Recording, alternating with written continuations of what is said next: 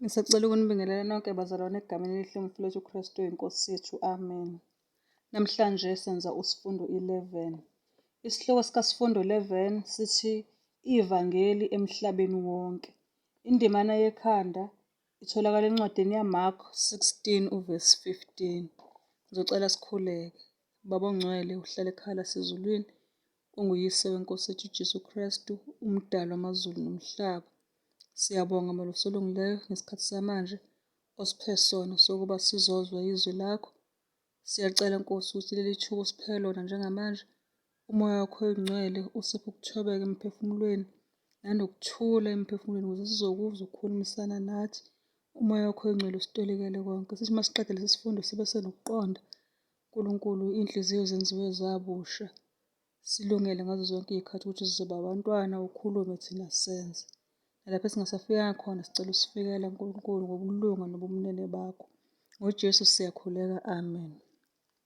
Ngiphinde ngibabingelele abazalwane egameni elihle umfula wethu uKristu inkosi yethu, amen. Sithena namhlanje senza usifundo 11. Sathi isihloko sikasifundo 11 sithi ivangeli emhlabeni wonke.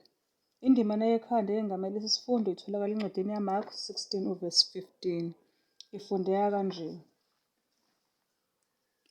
Wayesethi kubo, hambani niye emhlabeni wonke, nishumayele ivangeli kubantu bonke. Amen.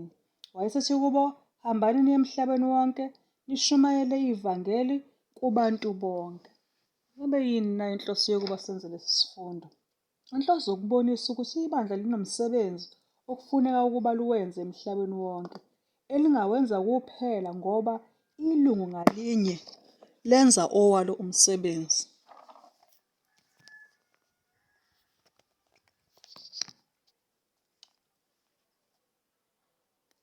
Sixolise kakhulu ngoba uma uzokhumbula, uma ufunda incwadi yamaseRoma 5:8, uNkulunkulu lobile lapho ukuthi uNkulunkulu uyabonakalisa ukusithanda kwakhe ngalokho ukuthi siseyizoni uKristu wasifela.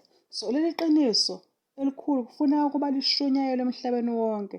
Ibandla uNkulunkulu ilona-ke akalinike ilungelo lokuba lenze lo msebenzi wokushumayela ivangeli. Manje umbuzo uzothi, liyini lona ivangeli kwasekuqaleni? Liyini ivangeli? Ngala sifunde incwadi yabaseRoma 1 uvesi 16 ukuphendula umbuzo othi liyini ivangeli. AbaseRoma 1 uvesi 16 bafundeka kanjena. Uthi, ngokuba anginamahloni ngevangeli, ngokuba lingamandla kaNkulunkulu. Kube yinsindiso kulowo nalowo onjani? Okholwayo. Liyini ivangeli? Ivangeli liyamandla kaNkulunkulu. Bese kokholwa yilo basafumana usindiso, kube yinsindiso kuyena. Ngayifunda ivesi ekhaya laphana uzoyiqeda ngoba ithi ngokuba nginamahloni ngevangeli, ngokuba lingamandla kaNkulunkulu, kube yinsindiso kulowo nalowo okholwayo, kumJuda kuqala nakumGreki. Amen. Liyini ivangeli? Liyamandla kaNkulunkulu. Abantu uma sebelifumene sebekholwa yilo bazothola ini? Insindiso. Umbuzo mhlawumbe umuntu angazibuza wona ukuthi abantu abangaki okufuneka bezwe isigijimi sevangeli na? Ngabe liyabantu abangaki? Uma uzofunda wona uMark 16 uvesi 15 esitheni indimana yekhanda, uthi wayesethi kubo, hambani niye ezweni lonke nishumayele ivangeli kubantu bonke. Ivangeli labantu bonke, alinalo uhlanga, mhlawumbe kuthiwa uhlanga labantu ama-whites noma abase-Asia noma ama-Africans, alinahlanga, lingelabantu bonke. Nishumayele ivangeli kubantu bonke. Ngoba uma uzoqaphela kahle, noma kuzofuneka sikwazi ukuthi umyalo wevangeli uyincwadi enkulu yemvumo yombuso kaKristu. Abafundi bakufuneka bayisebenzele ngokushisekela imiphefumulo. Bonke abantu babanike isimemo somusa. Kwakungafuneki ukuba balindele ukuba abantu beze kubona. Kodwa abafundi kwakufuneka ukuba kube yibo abaya kubantu behambisa isigijimi sevangeli. Amen. Okay. Umbuzo mhlawumbe umuntu engazibuza ekhaya ukuthi lizoshunyayelwa ngaziphi indlela ivangeli. Iziphi iy'ndlela mhlawumbe noma ukushunyayelwa kwevangeli kuhamba kanjani, uyabo? Ngicela sifunde incwadi yabaseRoma 10. AbaseRoma 10 verse 14 no-verse 15. Khona uNkulunkulu afuna ukuthi sikuqonde laphana kwabaseRoma 10 uverse 14 no-verse 15. Ngoba ngempela kunokukhalaza yabona uma umhlaba siwubone lokhu kwenzeka izinto ey'shaqisa kanje kuwona kube nokuthi abantu abakholwa, yabo, abantu abathandaza ngithi yabo. Lizoshunyayelwa ngaziphi izindlela ivangeli? Ngicela sifunde abaseRoma 10 uverse 14 no-verse 15. Abafundeka kanjena. Uthi, kepha bayakhuleka kanjani kuye abangakholwa nguye na?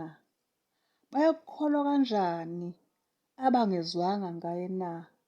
Bayakuzwa kanjani kungekho oshumayelayo na? Bayakushumayela kanjani uma bengathunywanga na? Njengokulotshiweyo ukuthi, yeka zinhle izinyawo zabashumayela izindaba ezinhle. Amen. Beyincwadi yabaseRoma 10 uverse 14 noverse 15 la. Sikhala ngokuthi abantu abathandazi, yabo. Okunye bakhala ngokuthi abakholwa, yabo. Kodwa uNkulunkulu uyayiveza le ndaba ukuthi bayakhuleka kanjani kuye, kuyena uNkulunkulu, abangakholwa nguye na? Bayakholwa kanjani bengazwanga ngaye na? Bayakuzwa kanjani kungekho oshumayelayo? Bayakushumayela kanjani kungekho bengathunywanga na? So uma uyilungu lebandla laNkulunkulu uyaziqonda lapha ekhaya ukuthi uthunyiwe ukuthi ushumayele ivangeli. So ngoba uthunyiwe ukuthi uyoshumayela ivangeli, uzokhuluma, uzolishumayela ebantwini bese abantu bayezwa. Emva kokuthi bezwe bese beyakholwa. Emva kokuthi bekholwe bese sebeyakhuleka kuNkulunkulu. Bakhuleka kuyena ngoba bayakholwa ngaye, bazwile ngaye, bezwa leli vangeli lishunyayelwa umuntu othunyiwe. Uyabona? So khona isigameko esizokwenzeka uma ibandla likaNkulunkulu seliwufezile umyalo kaKristu. Ngoba sihleli la silinde ukubuya kukaNkosi uJesu. Manje uJesu uma ebuya ufuna ukusithatha sonke nathi ekhaya ezulwini.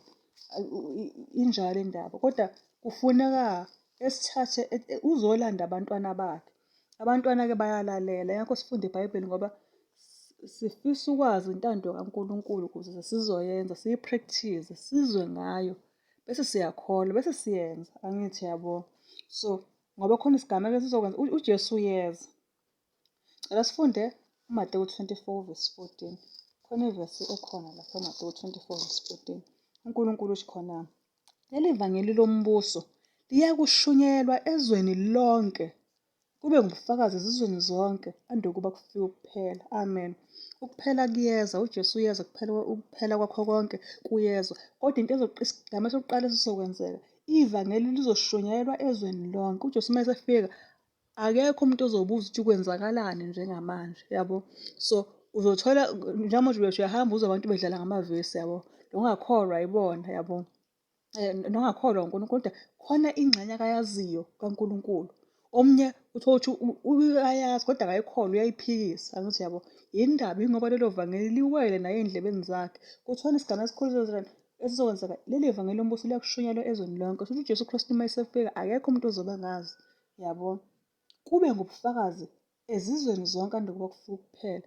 Akushiwo ukuthi uma selishunyayelwe abantu bazophenduka bonke bengamakholwa, kodwa bazokwazi ukuthi yini ezokwenzeka. So ukukholwa nokungakholwa bese sekuba yi-choice yomuntu, yabo. So leli vangeli lombuso liyakushunyayelwa ezweni lonke. Njengoba ukhona lapha ekhaya, ukusizwa uNkulunkulu, usuyazi ingxenye oyaziyo noma ngathiwa amavesi amabili. Nami la uNkulunkulu ungenzela umusa nami khona engikwaziyo. So uma sekufika ukuphela, akekho umuntu ozobe engaqondi ukuthi yini lena eyenzakalayo.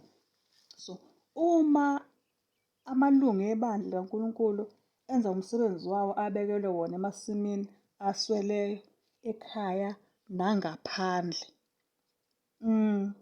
egcwalisa umyalo wevangeli umhlaba wonke, into ezobe isiyenzeka umhlaba wonke uzoxwayiswa masinyane. uJesu abuye ezweni lomhlaba ngamandla nangobukhosi. Lokho sikuthola ukuthi uma amalungu ebandla laNkulunkulu enza umsebenzi wawo abekelwe wona emasimini asweleyo, ekhaya nangaphandle. Usho uma ngisekhaya nangaphandle kusho ukuthini? Kuyenzeka uthole ukuthi umuntu uzogeza abe muhle agqoke bese sithi uyahamba uyoshumayela. Angithi yabo, siyezwa nalokho okuhle kodwa uvangelo luqala ekhaya. Intshumayelo iqala ekhaya. Yebo. Esikutholayo ngiyaxolisa ukuthi ivangeli lishunyayelwa ekhaya nangaphandle. Kuhle ukubona abantu begqokile bengqongqoza door to door bethi benza umsebenzi kaNkulunkulu. Kuhle kakhulu kodwa uvangelo luqala ekhaya. Uthi ubuya komakhelwane, ubuya kwesinye isigodi, ubuya kwamanye amadolobha. Le nkonzo uyiqale kuphi? Ekhaya. Mhlampe ususitholile sesigijima sebebuza ukuthi hawu kade wena kade siphuza nawe yonke into, sidla nawe yonke into, yini ndaba manje? Bese mhlawumbe usuyabaxoxela ukuthi lolu shintsho ulithathaphi. Sekuqala uvangelo lapho ekhaya bethi hawu Nkosi sasenza nje. Angithi yabona kuqala uvangelo lapho khona bezokwazi nabo ukuthi hawu ubukade hhayi ngoba nakhu uxabene nabo yabo. Kodwa uNkulunkulu ufikile wakufundisa ukuthi le ndlela kade uhamba ngayo idinga ukuba ishintshe ukuze mhlawumbe ukuze vele uzoba nempilo engcono nesiphetho esihle kakhulu okunesiqalo oqale ngaso. Angithi yabo. So manje umbuzo-ke ngoba uNkulunkulu uyabona uJesu Kristu uyabonakala uyabathuma abantu ukuthi hambani nenze izizwe abafundi. Kusho ukuthi siyathunywa ukuthi sifundise uma uwumfundi nami ngiwumfundi kaJesu noma singabazalwane siyathunywa ukuthi okay asifundiseni abantu ivangeli. Sihambeni sishumayele ivangeli sihambise umyalezo womusa. Manje umbuzo uzothi kuzoba yini umphumela wokufakaza ngamuntu ngamunye na? Ngabe uzoba yini umphumela wokuthi umuntu ngamunye efakaze? Okay. Singakafiki lapho engisithanda sikhumbuzane khona ukuthi ayikho into uJesu akathi asiyenze yena angaqalanga wenza. Kade sifunda ngombhabhadiso ukuthi siyabhajediswa naye vele wabhajediswa. Njengamanje uJesu Kristu yena uqobo uthena asihambe senze izizwe sishumayele ivangeli. Ake sifunde mhlampe noma izahluko nje noma iy'ndawo nje zibe ntathu eBhayibhelini. Sibuka yena uJesu ukuthi lokhu ubashumayezile yini abantu yabo. Khona nomuntu uJesu wamkhulumisa yena ngovangelo. Ake sifunde incwadi yokuqala ngokaJohane 3 uvesi 1 kuya ku-5. NgokaJohane 3 uvesi 1 kuya kuvesi 5. NgokaJohane 3 uvesi 1 to 5 ufundeka kanjena. Kwakukhona umuntu wakubaFarisi nguNikodema igama lakhe, isikhulu sabaJuda. Lowo-ke weza kuye ebusuku wathi kuye, Rabi, siyazi ukuthi ungumfundisi ovele kuNkulunkulu, ngokuba akakho ongenza lezi zibonakaliso ozenzayo uma uNkulunkulu ebengenaye. Verse 3. UJesu waphendula wathi kuye, ngiqinisile ngithi kuwe, uma umuntu engazalwa ngokusha engeke ubone umbuso kaNkulunkulu. UNikodemu wathi kuye, umuntu angazalwa kanjani esemdala na? Angangena ngokwesibili esiswini sikanina azalwe na? Verse 5. Waphendula uJesu wathi, ngiqinisile ngithi kuwe, uma umuntu engazalwa ngamanzi nangomoya angengene embusweni kaNkulunkulu. Amen. Incwadi yokuqala siyamthola uJesu Kristu ukhuluma iy'ndaba zakhe ezinhle noNikodemu, 1-on-1 babo babili yabo. So umzekelo wokuqala. Cela sifunde futhi noJohane 4 uvesi 17 kuya ku-15. Bese siyajomba ngenxa yesikhathi sifunde uvesi 28 kuya ku-39. John 4 sicaphuna yena uJesu Kristu uqobo. Lo msebenzi akathi awenziwe uthina, wenziwe nguye. John 4 uvesi 7 kuya kuvesi 15 uthi, owesifazane waseSamariya weza ukuzokha amanzi. UJesu wathi kuye, ngiphuzise, ngokuba abafundi bakhe babehambile baya emzini beyothenga ukudla. Khona owesifazane waseSamariya wathi kuye, yini ukuba wena ongumJuda ucele ukuphuziswa yimi engingowesifazane waseSamariya na? Ngokuba abaJuda abadlelani namaSamariya. Uvesi 10 athi, uJesu waphendula wathi kuye, uma ubusazi isipho sikaNkulunkulu nokuthi ngubani othi kuwe ngiphuzise, ngawucele kuye, yena ekunikile amanzi aphilayo. Wathi kuye, Nkosi, awuphethe lutho lokukha amanzi, umthombo ujulile. Uwathathaphi pho lawo manzi aphilayo na? Kanti wena mkhulu yini kunobaba uJakobe wasinika lo mthombo, waphuza kuwo yena namadodana akhe nemihlambi yakhe na? 13. Waphendula uJesu wathi kuye, yilowo nalowo ophuza lawa manzi uyakubuya ome, kepha lowo uyakuphuza amanzi engiyakumnika wona kasayokoma naphakade. Kepha amanzi engiyakumnika wona phakathi kwakhe ayakuba ngumthombo wamanzi aphuphumayo, kube ngukuphila okuphakade. Uvesi 15 athi, uJesu wathi kuye, Nkosi, ngiphe lawo manzi ukuba ngingomi, ngingabe ngiseza ukukha lapha. Ngicela ukuphangisa ngijombe ngifunde uvesi 28 kuya ku-39. Uthi, owesifazane waseseshiya imbiza yakhe, waya emzini, wathi kubantu, wozani nibone umuntu ongitshele konke engikwenzileyo. Kungebe nguye uKristu na? Baphuma emzini, beza kuye. Kusenjalo abafundi bamncenga bathi, Rabi, yidla. Kepha wathi kubo, nginokudla engikudlayo eningakwaziyo. Base bekhuluma bodwa abafundi bethi, kukhona yini omlethele ukudla na?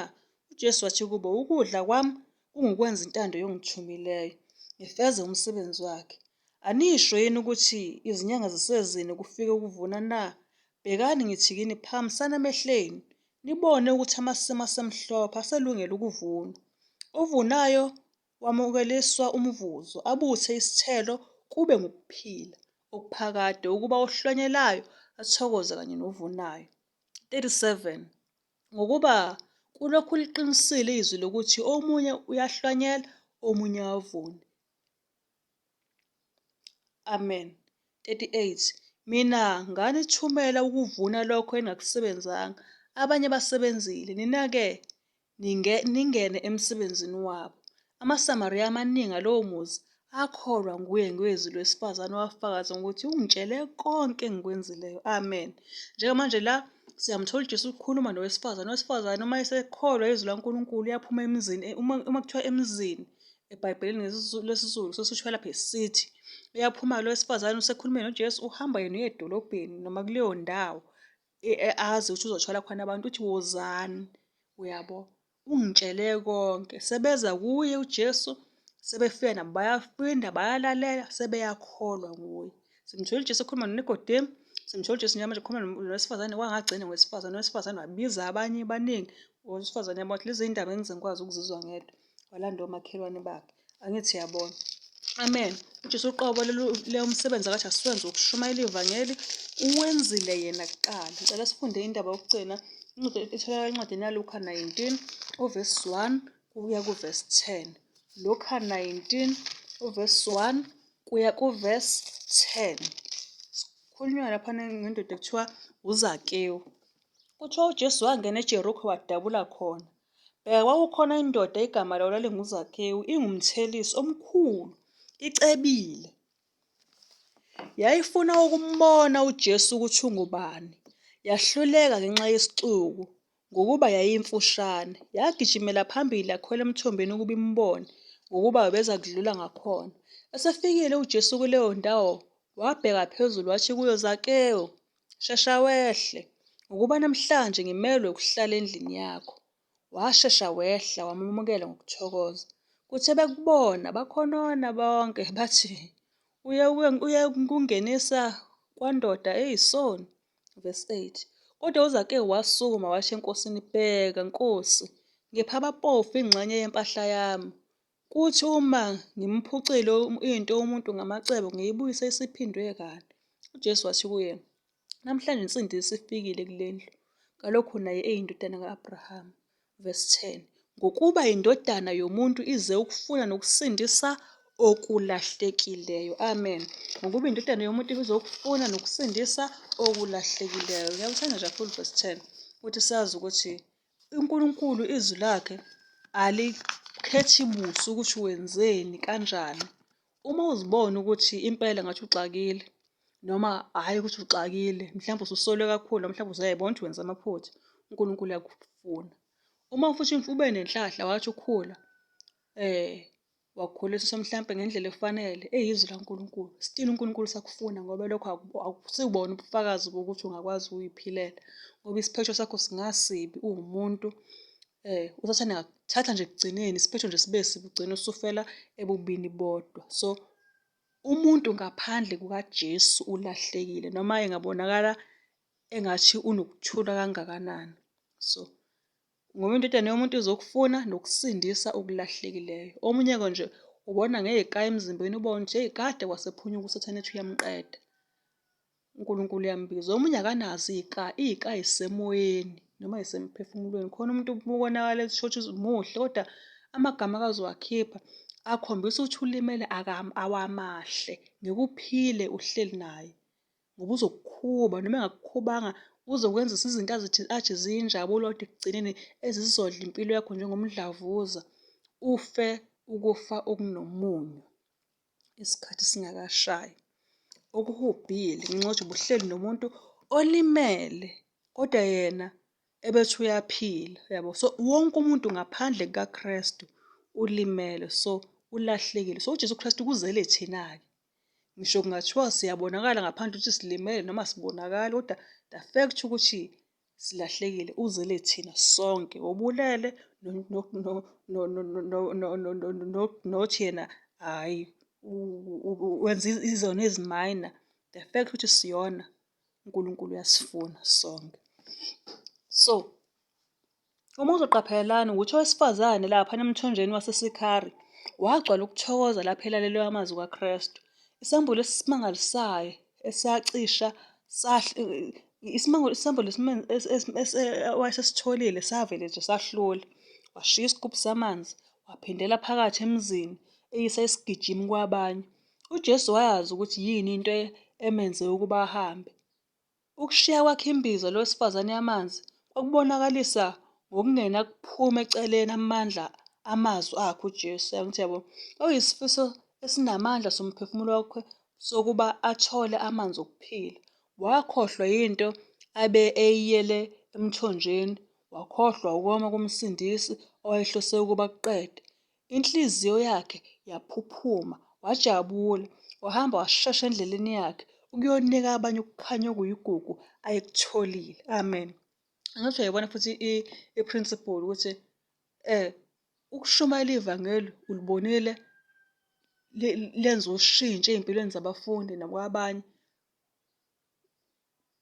walikholwa nakuwe futhi uqobo wabona ukukhanya wabona ukuthi kuyakhanya kuzokhanya waba nethemba waba naleyo nduduzo ukuthi sekuyakhanya bese uyakuthatha-ke lokho ngoba uyakholwa unethemba kukho bese usukutshela abanye.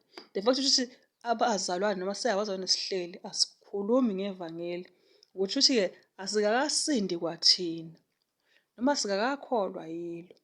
Noma mhlawumpe kusenokuyingawo ukuthi uNkulunkulu uyabona ukuthi yini umuntu embambile ngamunye ngamunye kodwa ngokusizwa uyena uma umuntu esibona lesi simo sikeni uzokhuleka egcine naye esekhululiwe kulamaketango esitha ngoba ukubophile usathane ungibophile usathane uNkulunkulu uthi hamba ushumayele usathane uthi hlala phansi.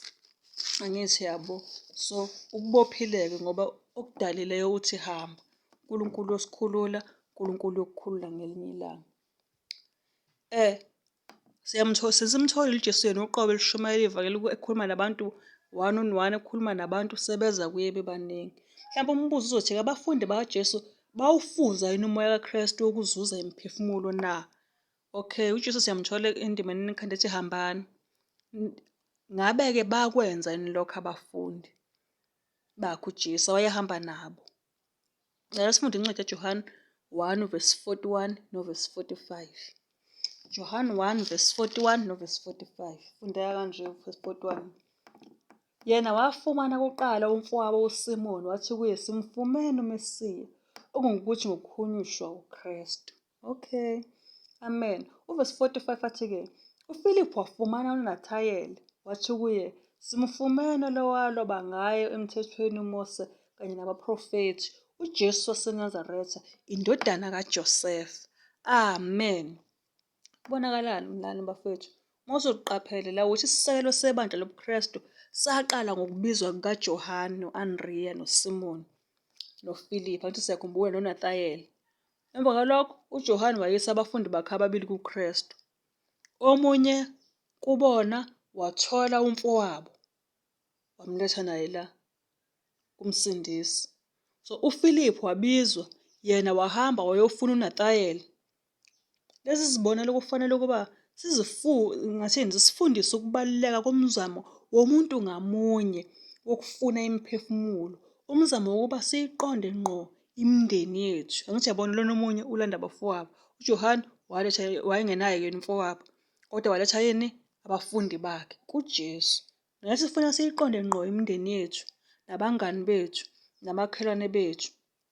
Kukhona abanye ngoba yini? Khona abanye esebejwayelene noKristu sonke isikhathi sokuphila kwabo, kodwa abazange benze imizamo yokuba balethe ngisho umphefumulo owodwa kuKristu umsindisi. Ibuhlungu-ke le ndaba, uthole ukuthi umuntu useyikholwa, mhlawumbe uneminyaka, kodwa umndeni wakhe akaze utshele ngisho nanoGenesis 1:1, akaze kuphile ukukholwa phambi kwabo ngenhloso, ephile ukukholwa ngenhloso yokuzuza bona, yabo. Ngoba khona izinto yokuthi noma uyayithanda ukuyiyeke uzithibe kuzona phambi kwabantu ngenhloso yokuzuza bona, uze ubakhulekele. Omunye umuntu ezeziwe ukudla kukhona ukuthanda, kodwa ngenxa yalento ofuna ukuyenza, uyabo. So wonke umsebenzi ngathini? Wonke umsebenzi abafundi bawuyekela ngathini labo bantu abakholwa kodwa bengafuni ukuzuza mphefumulo, bengafuni ukwenza uvangelo. Ukuthi wonke umsebenzi bona bawuyekela phezu komfundisi. Umfundisi angase akufanele kahle impela ukubizwa kwakhe, kodwa ngeke akwazi ukwenza lokhu uNkulunkulu akakuyekele ukuba kwenziwe ngamalungu ebandla. Ngeke kuze kukwazi bazalwane. So uJesu khona umuntu wayeke wamsindisa laphana esengxakini. Indoda yayinemadimoni wayisindisa. Khona sifuna ukumlandela uJesu, sifuna ukuhamba naye. Khona amazwi akhulunywa nguJesu lapha. Ekufuneka nathi uNkulunkulu uma sisenzela umusa salithatha ivangeli lakhe singawakhohlwa abalulekile. Amazwi uJesu awatshela indoda awayeseyiphendulile seyisindisile. kuMark 5:19. Cela sifunde uMark 5:19. Othi Mark 5:19. Okay. Ngobu-18 uthi lowo muntu wamncenga ukuba abe naye, futhi sefuna ukuhamba noJesu. Bese kuMark 5:19 athi-ke akamvumelanga, kepha wathi kuye, hamba uye ekhaya kwabakini, ubabikele ukuthi kungakanani iNkosi ekwenzele khona, yakuhawukela. Amen. Wayesesisindisiwe lo mzalwane lo. Kukho konke usathane nje wayemenzisa khona okubuhlungu. Usacela ukuhamba noJesu, sithi uJesu Kristu, okay, ngiyezwa, kodwa ngicela uhambe uye ekhaya ubatshele ukuthi kungakanani uNkulunkulu akwenzele khona. So ivangeli liqala ekhaya. Kungayihlazo, kungakubi ukuthi kuzwakale kuthiwa nangu umuntu wesifazane uyakhuluma kwi-channel thizeni, kodwa uthole ukuthi akahlala nabo. Bayamangala ukuthi kanti ubazi lezi ndaba ngoba ujahe ukuyishumayela ezweni elikude, kodwa ekhaya uphila ukungakholwa, yabo. Nabomakhelwane ubaphilisa ngendlela engakhombisi ukukholwa. uJesu Kristu wathi cha, awuzukwenze njalo. Hhayi ngoba nakho kuyisona ukuhamba noNkulunkulu, kodwa hambe uye ekhaya kwabakini ubabikele ukuthi kangakanani uNkulunkulu noma iNkosi ekwenzele khona, yakuhawukela. Ivangeli qala ekhaya ngaphambi kokuba sihambe siyongqungquzela abantu door to door. Makube ukuthi lezi ndaba esiyisa kamakhelwane bayazazi ekhaya, noma uyaziphila ekhaya, ngoba ivangeli akukhona into okufuna ukuyiphile uma uhamba kuphela noma ngosuku lokukhonzisa abasha kuphela. Impilo yakho yonke lo 6 days, 7 days uphila vele uvangele. Manje umbuzo esizoyibuzwa wona ukuthi ibandla lokuqala lawufeza yini umyalelo kaJesu wokuba lishumayele ivangeli na? Ngabe ibandla lokuqala lawufeza yini umyalelo kaJesu wokuba lishumayele ivangeli na? Sitholile uJesu uthi yena uvangelo walwenza. Emva lokho wabiza abafundi bakhe. Abafundi bakhe bavangelana. Bebizana ukuthi beze kuyena esaphila. Esekhuphukele ezulwini ngabe kwenzeka yini lokho? Baqhubeka nakho yini? Izenzo 8 verse 4. Izenzo 8 verse 4 zifundeka kanje. Izenzo 8 verse 4. Abahlakazekileyo base behamba beshumayela izwi levangeli. Amen. Abafundi bakaNkulunkulu laba abahlakazekileyo abase behamba beshumayela ini? Izwi likaNkulunkulu. Emva kwalana sizoya encwadini yezenzo 17 verse 6. Izenzo 17 verse 6 zifundeka kanjena. Kepha bengabafumani bamhudulela uJesu kanye nabazalwane abathile kubaphathimuzi. Bamemezela bathi laba abayaluzisa izwe lonke sebefikile nalapha. Amen.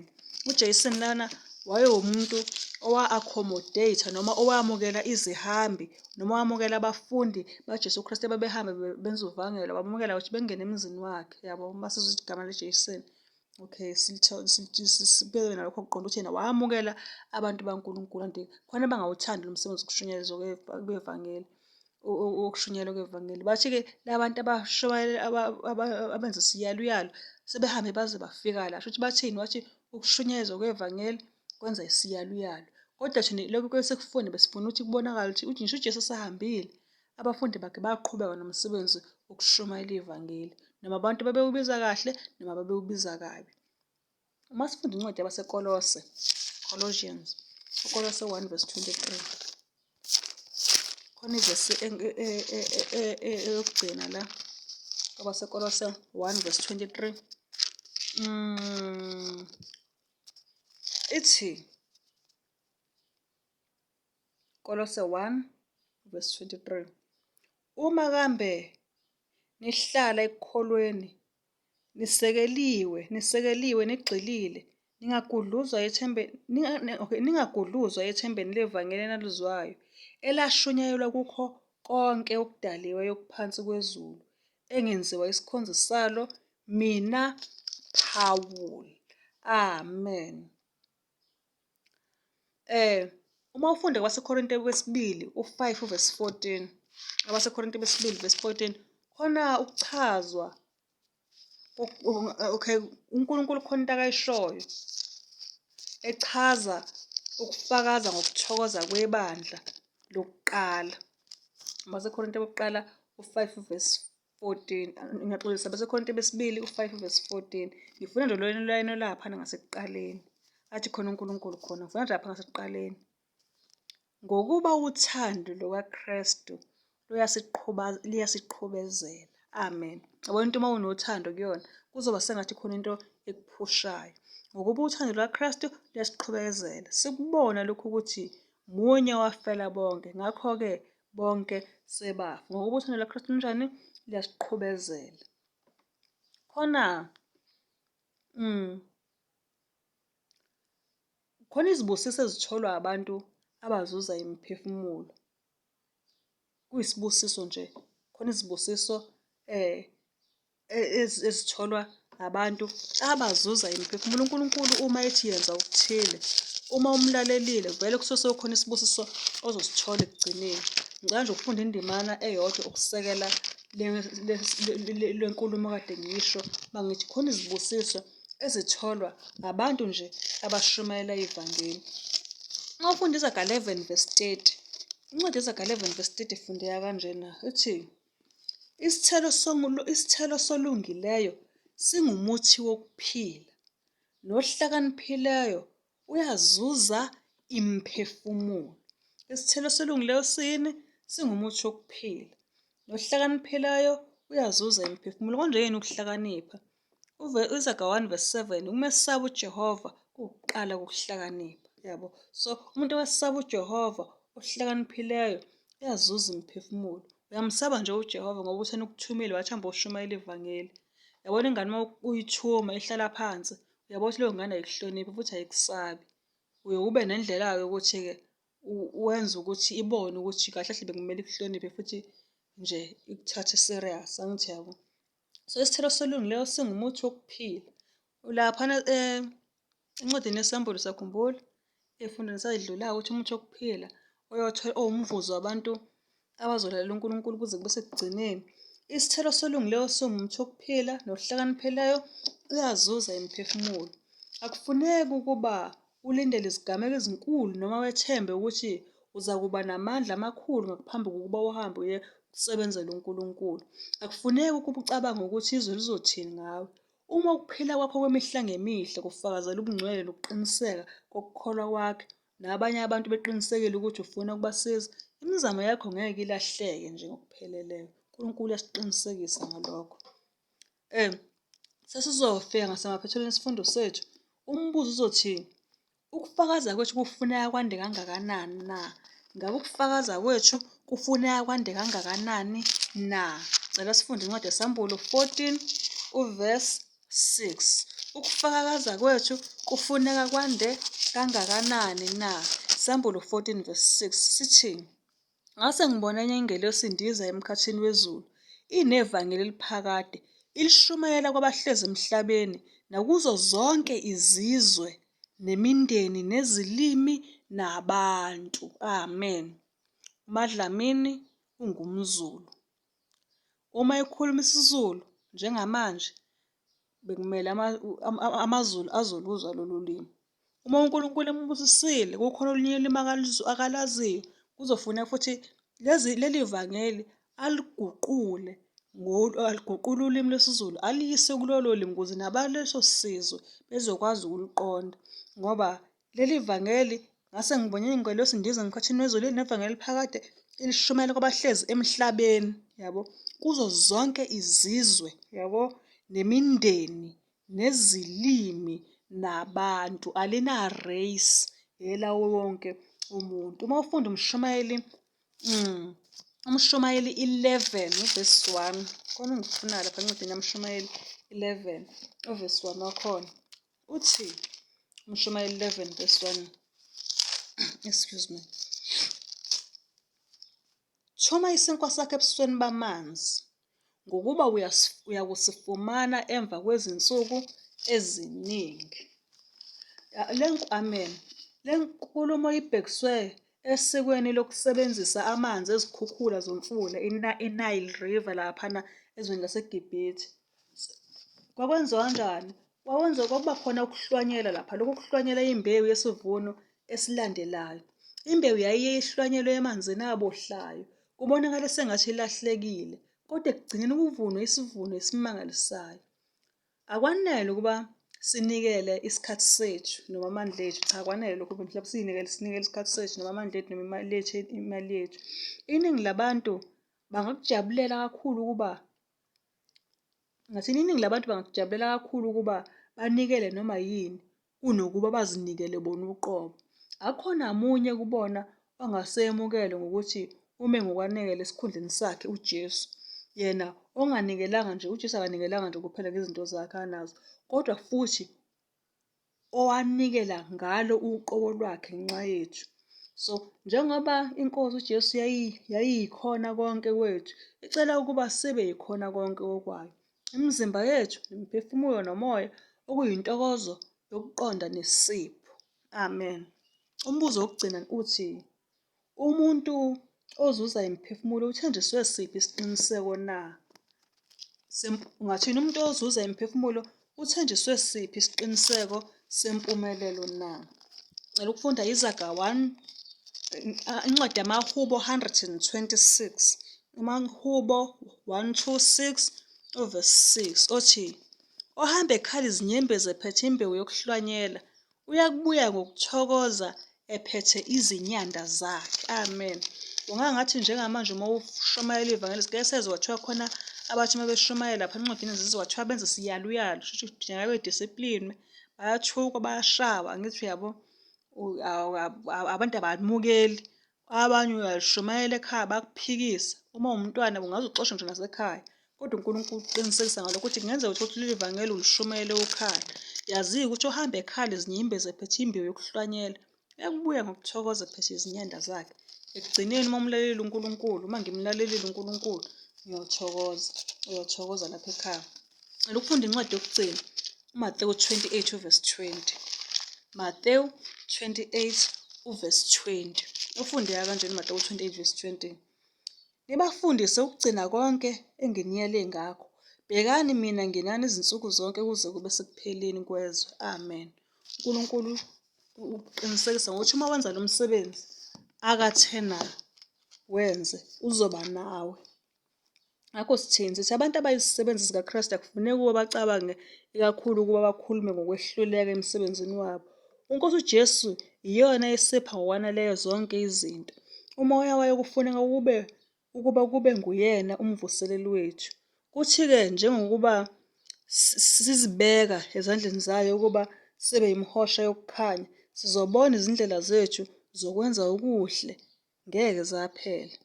Singase siphuze ekugcwaleni kwakhe, samukele lowo musa onganqamukiyo. Amen. Inkosi ibusise ukufunda kwezwi la esikhathini samanje. Amen. Ngoshixo siphila ukuphila, sizobe sisenza isifundo sokugcina ngci sombhabhadiso kukota 4 esizobe sikhuluma ngezithembiso konqobayo kuyobe kuyisifundo 12. Cela sikhuleke. Baba, siyabonga izwi lakho eliqinisekileyo. Sicela usiphe isipho sokulikholwa namandla okulenza siqonde ukuthi ngaphandle kokulalela impilo yethu inomunyu. Siyasifisela lokho kuthokoza naleyo nkululeko. Siyacela Nkosi wena kuphela ungasipha khona. Yeba nathi. NgoJesu siyakhuleka. Amen.